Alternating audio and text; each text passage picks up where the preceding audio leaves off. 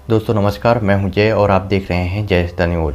महाराष्ट्र में एनसीपी कोटे से मंत्री नवाब मलिक और साथ में ही महाराष्ट्र के पूर्व मुख्यमंत्री देवेंद्र फडणवीस के बीच में छिड़ी जंग ने इन पॉलिटिशियन को पूरी तरह से एक्सपोज कर दिया है। जैसा कि मैंने आप लोगों को बोला था कि ये पॉलिटिशियन, ये जो जितने भी नेता लोग होते हैं वो चाहे किसी भी पार्टी के हों, वो किस तरह के होते हैं इसके बारे में आप सबको पता है। और अब जब ये दो के दोनों नेता आपस में एक दूसरे से भिड़ गए हैं और लगातार एक दूसरे के खिलाफ में एक दूसरे को एक्सपोज कर रहे हैं, तो इनको लेकर कुछ ऐसे खुलासे, कुछ ऐसे पब्लिक के बीच में जो तथ्य आ रहे हैं वो काफ़ी ज़्यादा हैरान कर देने वाले हैं, जिसके बारे में आप लोगों ने सोचा भी नहीं होगा। कल आप लोगों ने देवेंद्र फडणवीस ने जो खुलासा किया उसके बारे में मैंने आपको वीडियो बताया था कि आखिरकार किस तरह से देवेंद्र फडणवीस ने दावा किया है कि नवाब मलिक का कनेक्शन अंडरवर्ल्ड के साथ में है। लेकिन अब जो है इन्हीं सब चीज़ों के बीच में आज जो है हाइड्रोजन बम फोड़ने की बात की गई थी नवाब मलिक के द्वारा।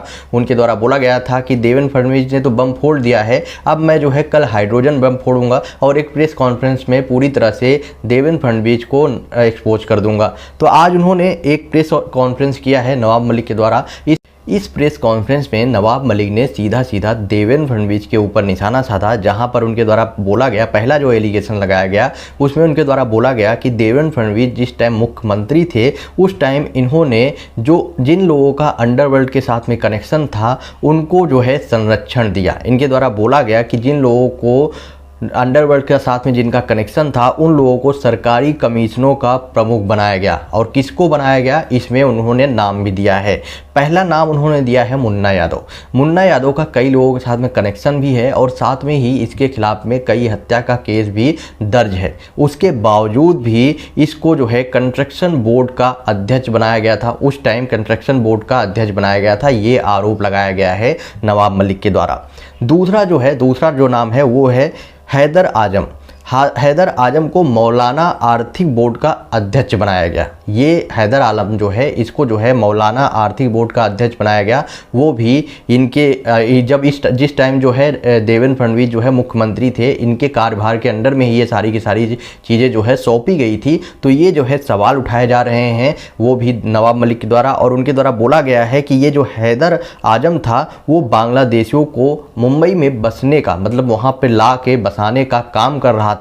और साथ में ही हैदर आजम की जो वाइफ है वो भी एक बांग्लादेशी है और इस पे जो है जांच हो रही थी और इस जांच पर भी रोक लगा दी गई। और इसमें क्या देवेंद्र फडणवीस ने रोक लगवाई थी या नहीं, इस पर भी उन्होंने सवाल उठाया है। मतलब कि नवाब मलिक ने देवेंद्र फडणवीस के ऊपर ये दूसरा आरोप लगाया। ही नहीं, नवाब मलिक के द्वारा देवेंद्र फडणवीस के ऊपर जाली नोट का जो है वो जाली नोटों का संरक्षण का भी आरोप लगा दिया। उनके द्वारा सीधा बोला गया कि देवेंद्र फडणवीस जिस टाइम मुख्यमंत्री थे उनके अंडर में ही जाली नोट का पूरा कार्यभार चल रहा था। मतलब कि इनके द्वारा आरोप लगाया गया है कि जिस टाइम प्रधानमंत्री मोदी ने नोटबंदी की थी उस टाइम जाली नोटों को बोला गया था कि वो जितने भी जाली नोट के धंधे हैं वो पूरी तरह से बंद हो जाएंगे। लेकिन सबसे बड़ी बात कि यहाँ पर आरोप लगाया जा रहा है कि उस टाइम जो मुख्यमंत्री थे वहाँ के महाराष्ट्र के देवेंद्र फडणवीस, उनके अंडर में जाली नोटों का पूरा संरक्षण चल रहा था, पूरा जाली नोट जो है चल रहा था।